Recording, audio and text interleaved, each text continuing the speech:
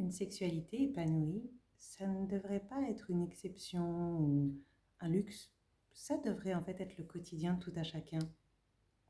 Bonjour à tous, je m'appelle Kathleen Lalu, je suis psychologue et thérapeute et j'accompagne au quotidien des personnes, en particulier des femmes victimes de traumas sexuels, à renouer justement avec une sexualité plus épanouie, avec des relations de couple plus harmonieuses, avec une parentalité aussi plus sereine.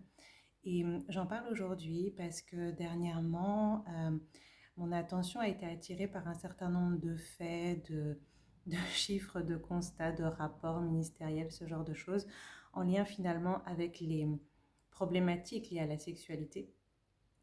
Et finalement, avec un peu cette idée, je trouve, en toile de fond, que la normalité serait finalement que la plupart des gens aient des difficultés finalement avec leur sexualité. C'est-à-dire que par exemple, je ne sais pas si vous êtes au courant, que c'est 100 000 femmes en France qui chaque année sont victimes de viol ou de tentatives de viol, avec pour une moitié par leur compagnon, pour 9 femmes sur 10 fait par en tous les cas quelqu'un qu'elles connaissent, et pour 40% d'entre elles finalement avant l'âge de 15 ans. Donc vous voyez, comme si finalement la sexualité, elle a quelque chose d'insécure, de dangereux. Euh, mais si je vous donne un autre contexte, par exemple, c'est 2 millions de Françaises qui souffrent d'endométriose. Vous savez, cette fameuse maladie où finalement on a du tissu muqueux qui se met ailleurs et qui est responsable d'énormes douleurs, mais alors vraiment hein, à en perdre connaissance, et où finalement, souvent dans les alternatives qu'on leur propose, ça va être ou effectivement de renoncer à la sexualité parce que c'est beaucoup trop douloureux, ou finalement, notamment quand il y a un désir d'être mère, de renoncer à ce désir d'être mère parce que finalement, l'alternative, souvent pour ne pas avoir trop mal, c'est de prendre une pilule en continu. Donc finalement, c'est de sacrifier une partie de sa vie de femme. Euh, je vous donne encore un autre contexte, hein. On estime jusqu'à 5% des femmes en France qui souffrent de vaginisme. Vous savez, cette contraction, entre guillemets, involontaire des muscles qui empêche toute pénétration est souvent justement en lien avec une peur panique de la pénétration, consciente ou non. Euh, c'est la moitié des Françaises qui avouent, par exemple, avoir du mal à avoir un orgasme pendant un rapport sexuel. Et un tiers d'entre elles qui finalement disent aussi, du coup, simuler. Simuler parce que non seulement, eh bien, il y a ce plaisir qui n'est pas là, donc, mais même quand il n'est pas là, il peut même pas se dire en fait. Donc vous voyez comme quoi finalement la sexualité, elle a quelque chose de l'ordre du tabou, elle a quelque chose de l'ordre du douloureux, elle a quelque chose de l'ordre de l'insécure, en tous les cas dans un petit peu ce qu'on véhicule. Et à quel moment on parle de santé sexuelle en fait?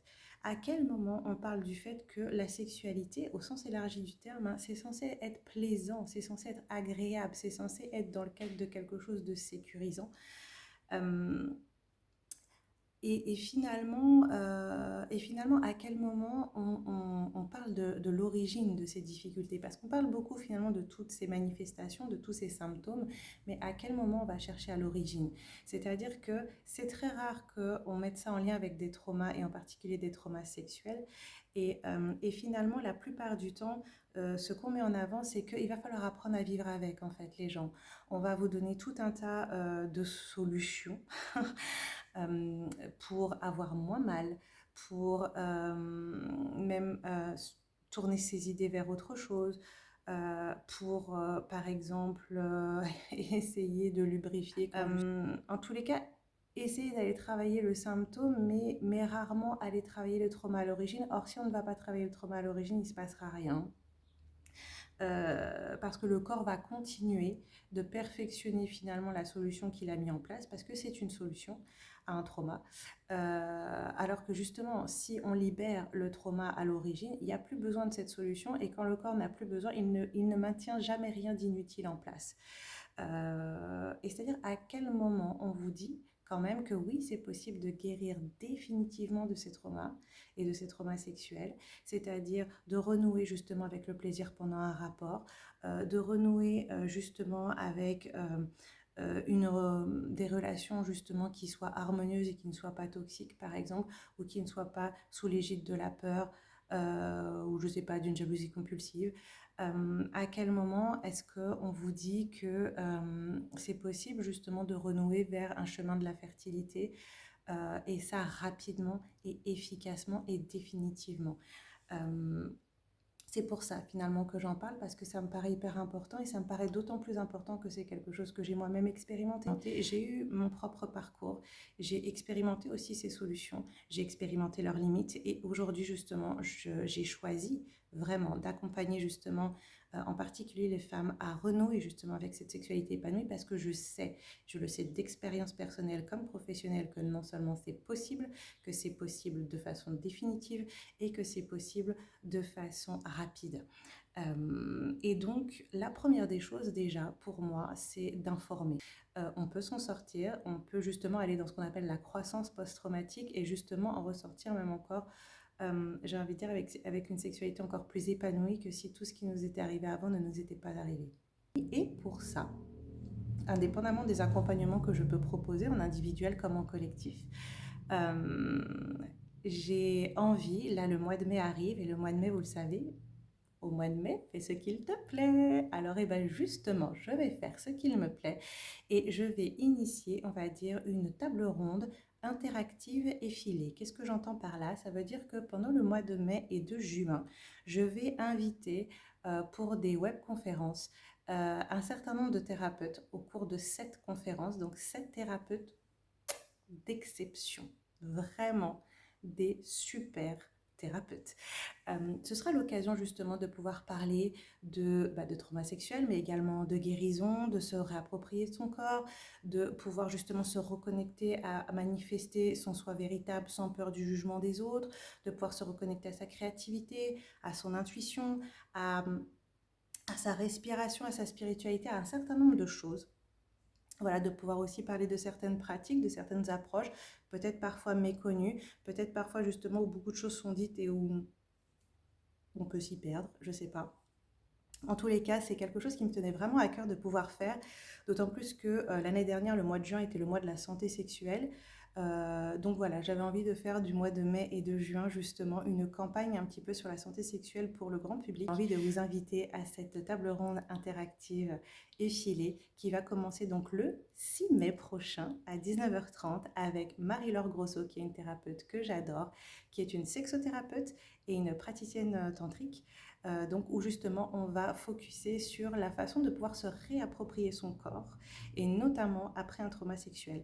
Donc vraiment, ça va être une super conférence. Vous avez un lien juste en dessous justement pour pouvoir vous inscrire à cette conférence. Le but justement des inscriptions, c'est que vous puissiez bénéficier des rappels, que vous puissiez également pouvoir nous contacter même en amont pour pouvoir nous donner justement les questions que vous souhaiteriez voir abordées et également pour pouvoir justement suivre cette progression des différentes conférences. Donc voilà, je vous invite vraiment à pouvoir nous rejoindre le 6 mai prochain à 19h30 via le lien d'inscription qui est juste en dessous. Ça va être vraiment un super moment. Et suivez justement l'évolution. Je vous donnerai finalement au fur et à mesure les prochaines dates avec les prochains invités. Encore une fois, tous des thérapeutes d'exception qui méritent d'être reconnus, qui gagnent à être reconnus. L'idée derrière, c'est que vous puissiez tout un chacun justement vraiment euh, vous offrir cette opportunité d'avoir une sexualité au sens élargi du terme épanouie, c'est-à-dire encore une fois dans votre rapport à votre corps, dans votre rapport à l'autre, dans votre rapport à votre parentalité, se dévoiler en toute authenticité, dans sa vulnérabilité aussi, sans peur du jugement. Donc si vraiment tu as envie de t'offrir cette opportunité de pouvoir aller vers cette sexualité épanouie ou de faire un pas de plus vers elle, eh bien, je te donne rendez-vous le 6 mai prochain déjà pour cette webconférence avec Marie-Laure Grosso et puis pour les suivantes et puis même éventuellement dans le cadre d'autres accompagnements. Voilà, en attendant, prenez soin de vous, prenez soin justement de vos proches et je vous souhaite de pouvoir aller de plus en plus vers cette sexualité épanouie pour vous réaliser pleinement. À bientôt.